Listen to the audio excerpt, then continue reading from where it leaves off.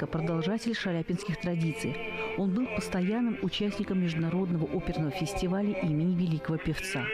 Последняя его работа на сцене родного театра – партия Пимена в опере «Борис Годунов» В 2015 году на фестивале он спел партию в опере со своим учеником Алексеем Тихомировым, исполнившего роль Бориса Годунова.